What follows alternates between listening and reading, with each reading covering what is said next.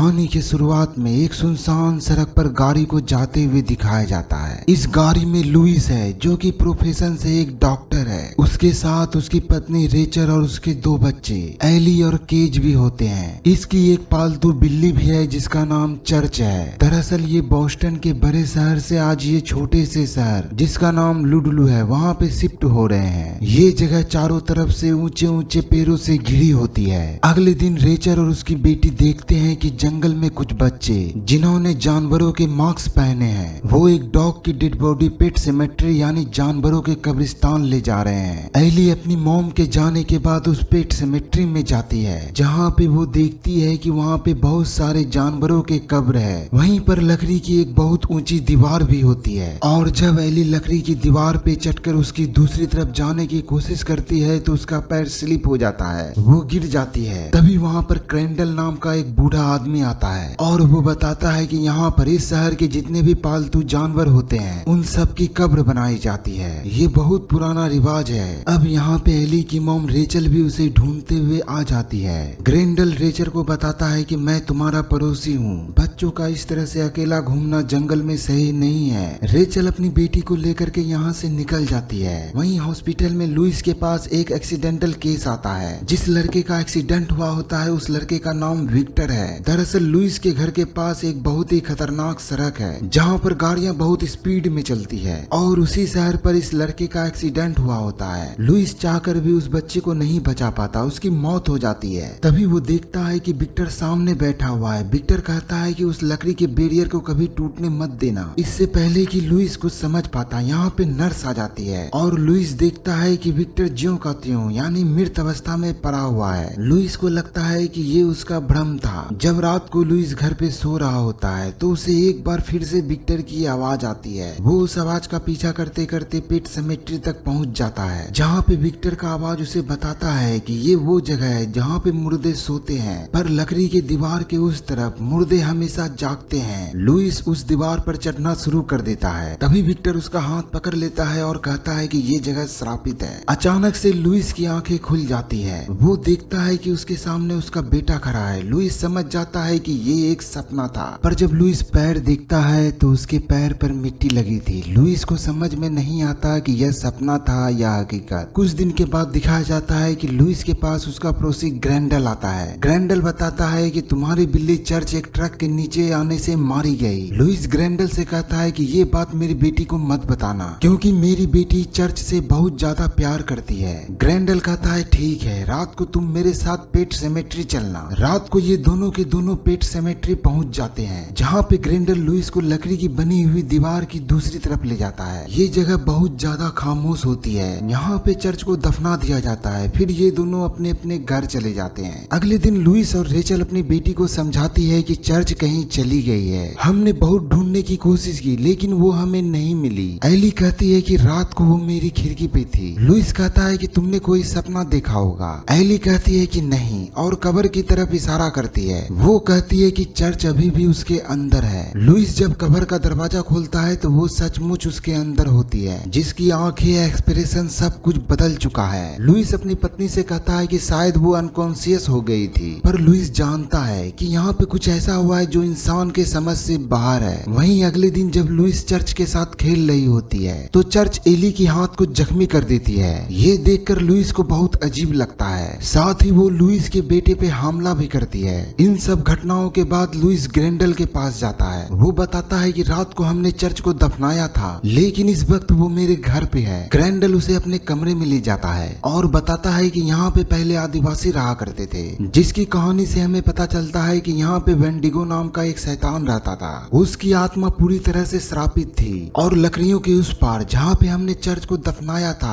आज भी उसका पूरी तरह से कंट्रोल है। वहाँ पे जिस भी चीज को दफनाया जाता है वह जिंदा हो जाती है। बचपन में मैंने अपने डॉग को दफनाया था, वो ठीक चर्च की तरह जिंदा हो गया था, लेकिन बाद में हमारे पिता को उसे मारना पड़ा क्योंकि वो बहुत ही अग्रेसिव था। दरअसल उसका नेचर पहले से ही अग्रेसिव था। मुझे लगा कि तुम्हारी बिल्ली का नेचर शांत है, इसलिए जब वो आएगी तो वो पहले की तरह बिहेव करेगी। मुझे नहीं पता था कि वो भी मेरी डॉग की तरह एग्रेसिव हो जाएगी। ये पूरी सच्चाई जानने के बाद लुइस चर्च को अपने घर से बहुत दूर छोड़ आता है। अगले दिन लुइस की बेटी का बर्थडे होता है और वो देखती है कि एक बार फिर से चर्च गेज पेट सेमेट्री की ओर से आ रही है। वो चर्च को लेने के लिए भागती है। एली का भाई उसे देख लेता है, इसलिए वो सड़क की ओर जाने लगता है। लुइस जब अपने बेटे को सड़क की ओर जाते हुए देखता है तो वो उसके तरफ भागता है। सामने से एक बहुत बड़ा ट्रक भी उसकी ओर आ रहा था। इससे पहले कि वो ट्रक लुइस के बेटे को कुचलता, लुइस अपने बेटे को उठा लेता है। ट्रक वाला इन्हें बचाने के लिए जोर से ब्रेक मारता है, जिस वजह से ट्रक के साथ लगा हुआ टैंकर अलग हो जाता है और वो टैंकर लुइस की बेटी एली को कुचल देता है। एली की मौत से उसकी मॉम रेचल और उसके पिता बहुत दुखी हो जाते हैं। रेचल अपने बेटे गेज को कुछ दिनों के लिए अपनी मॉम के पास ले जाती है ताकि उसका मन बदल सके।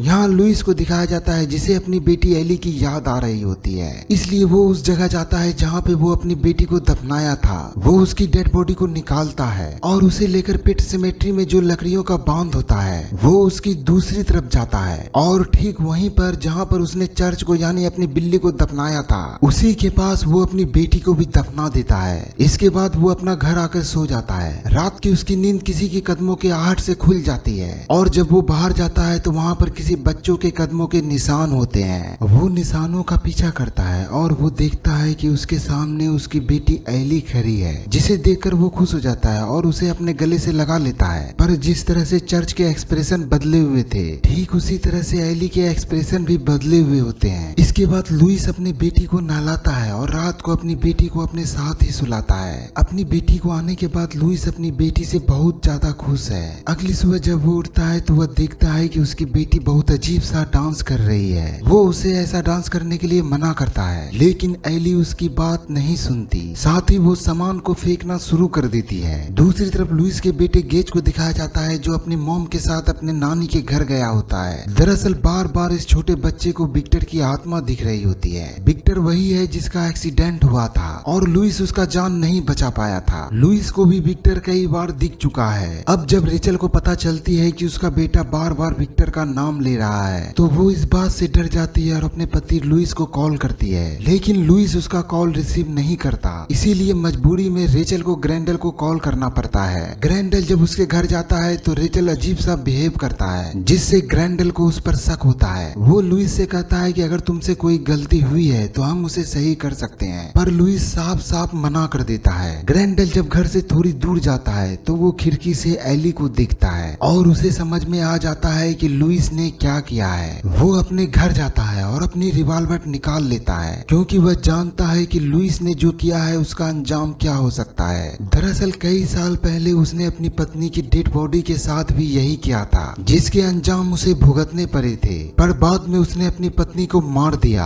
अब यहाँ पे ग्रेंडल को एहसास होता है कि घर में उसके अलावा कोई और भी है और जब वो रिवॉल्वर लेकर ऊपर जाता है तभी एली उस पर हमला कर देती है। वो उसे बुरी तरह से जख्मी कर देती है। एली ने नकाब पहना होता है और जब वो अपना नकाब हटाती है तो उसके पीछे एली नहीं बल्कि ग्रेंडल की मरी हुई पत्नी होती है, जो ग्रेंडल से कहती है हम उस दुनिया में जल रहे हैं और अब हम तुम्हें अपने साथ ले जाने के लिए आए हैं। इसके बाद वो एली के रूप में आके ग्रेंडल को मार देती है। वहीं अब रेचल अपने बेटे गेज को लेके घर पे पहुंच जाती है और जब वो अपने घर पर अपनी बेटी एली को जिंदा देखती है तो वो पूरी तरह से हैरान हो जाती है। लुइस उसे बताता है कि यहाँ पे एक ऐसी जगह है जहाँ पे किसी को भी दफनाने से वह जिंदा हो जाता है। सबसे पहले मैंने वहाँ पर अपने बिल्ली को दफनाया था, इसीलिए वह जिंदा हो गई थी। रेचल कहती है कि हमारी बेटी मर चुकी है, हमने उसका अंतिम संस्कार किया था। दरअसल वो एली को एक्सेप्ट नहीं करती, जिस बात से एली की आंखों में गुस्सा उतर आता है। रेचल अपने बेटे को लेकर ऊपर चली जाती है। लुइस भी ऊपर जाता है और उसे समझाने की कोशिश करता है, पर रेचल उसकी कोई भी बात नहीं सुनना चाहती। तभी लुइस को एहसास होता है कि बाहर एली सब कुछ सुन रही है, तो वो बाहर जाता है तो वहाँ एली नहीं होती है। एली घर से भाग गई होती है, इसीलिए लुइस भी घर से बाहर निकलता है। वो देखता है कि सामने ग्रेंडल के घर पे लाइट जली हुई है। वो एली को देखने के लिए उस तरफ जाता है और जब वो जाता है तो वो देखता है कि किसी ने ग्रेंडल का बेरहमी से कत्ल कर दिया है। वहीं घर पे दिखाया जाता है जहाँ पे रेचल अपने बेटे ग्रेंडल के साथ ऊपर घर पे होता है और तभी एली उस पर हमला कर देती है। एली उसे चाकू से जख्मी कर देती है। रेचल एली को धक्का देकर उसे नीचे गिरा देती है और अपने बेटे को लेकर दूसरे कमरे में चली जाती है, जहाँ पे वो खिड़की का कांच तोड़ती है। वो देखती है कि नीचे लुइस आ गया है, इसीलिए वो अपने बेटे गेज को खिड़की से नीचे फेंक देती है। लुइस अपने बेटे को पकड़ लेता है, उसे अपने गाड़ी में बिठाते हुए कहता है कि अगर एली आए तो दरवाजा मत खोलना। वहीं एली को दिखाया जाता है जो कि रेचल तक पहुंच चुकी होती है। वो रेचल के ऊपर कई बार चाकू से वार करती है और अब रेचल बुरी तरह से जख्मी हो चुकी है। एली भी उसके पास बैठी हुई होती है। एली रेचल से कहती है कि मम्मी आपको याद है एक बार डैडी ने कहा था कि मरने के बाद कोई भी दुनिया नहीं होती, वो गलत थे। रेचल कहती है कि मैं तुम्हारी मम्मी नहीं हूँ। एली रेचल को मार देती है और अब लुइस भी ऊपर पहुँच जाता है। वो देखता है कि उसकी पत्नी मर चुकी है और तभी पीछे से एली उस पर हमला कर देती है जिससे लुइस बेहोश हो जाता है। एली अपनी मॉम को घसीटते हुए उसी जगह ले जाती है जहाँ पर उसे दफनाया गया था। वो अपनी मॉम को दफना देती है। अब लुइस भी इस जगह पहुँच जाता है लेकिन उसे चारों तरफ कोई नहीं दिखता और तभी एली की आवाज आती है। वो कहती है जो कुछ हुआ ये सब तुमने किया है और अब तुम्हें भी हमारे साथ आना पड़ेगा। इसके बाद एली लुइस के ऊपर हमला कर देती है। इन दोनों के बीच में हाथापाई होती है लेकिन लुइस एली को पूरी तरह से कंट्रोल कर लेता है और अपनी बेटी को मारने के लिए सावल उठा लेता है। पर इससे पहले कि सावल से वो उसे मारता, पीछे से रेचल लुइस को मार देती है क्योंकि वो भी मरकर इसी जमीन से जिंदा हुई है। इसके बाद सुबह हो जाती है जहाँ पर हमें ग्रैंडल के घर को जलता हुआ दिखता है। साथ ही ग्रेज यानी रेचल का बेटा उसी गाड़ी में होता है। वो देखता है कि सामने से उसकी मॉम, डैड और उसकी बहन एली आ रही है। लुइस के हाथ में पेट्रोल का डब्बा भी होता है जिससे उन्होंने ग्रैंडल का घर जलाया होता है और यहाँ पे उसकी बिल्ली चर्च भी होती है। और अब लुइस साइड के मिरर से अपने बेटे गेज को दिखता है और इसके बाद हमें दरवाजा खुलने की आवाज आती है और इसी आवाज के साथ ये फिल्म यहीं पे खत्म हो जाती है।